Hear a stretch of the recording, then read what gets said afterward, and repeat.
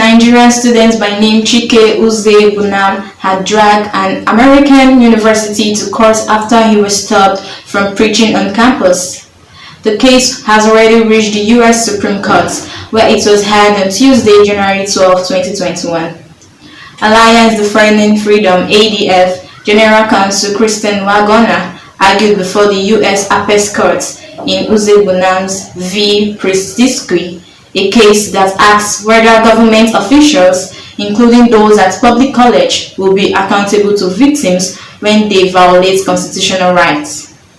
Our constitutional rights are invaluable and must always be protected, said Wagona. According to a statement issued by Uze Bunam's attorneys, ADF, when government officials treat our rights as worthless, those rights disappear. Changing unconstitutional policies is an important first step, but policy change alone do not remedy the harm done to those whose rights were violated by the government. The court heard the case of Uze Bunam and Joseph Bradford, who were stopped by Georgia Gwinnett College officials from sharing their faith publicly on campus in the summer of 2016. Officials later changed their policies, then claimed that was enough to end the students' lawsuits, even though the officials never did anything to remedy the past free speech violations. According to the statements made available to News Express via email, many of the justice questions recognize that nominal damages are often the best way to provide a court remedy in many contexts. For example, Justice Elena Kagan raised musical artist Taylor Swift's recent sexual assault case, where she asked for $1 in damages because she doesn't want money, only a judgment that announced the harm done to her and other women.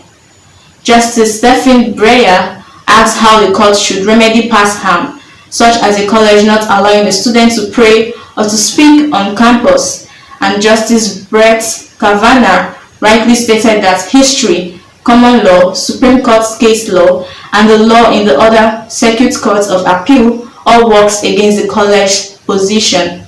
Nominal damages draw the proper line to protect constitutional rights. The Supreme Court was also concerned with the college argument that a violation of the constitutional rights was less valuable than even a 25-cent bus fare. The college argued that the loss of bus fare was sufficient to keep a case alive, but the past violation of free speech was not. Not everything of great value is monetary, Wagona said. Colleges and universities are supposed to be places where we are free to explore and debate ideas. But my college silenced me and are getting away with it, said Uze Bunam. Now that they have heard my story, I am hopeful that the Supreme Court will affirm my rights and the rights of all Americans, and that courts should hold officials accountable for violating our constitutional rights. Groups across the ideological spectrum, including the ACLU, the Cato Institute, the U.S. Conference of Catholic Bishops, the Council of American Islamic Relations, and a wide range of other groups have filed legal briefs in support of the case. From Lagos, this is Peace Nwabuko, News Express Nigerian Television.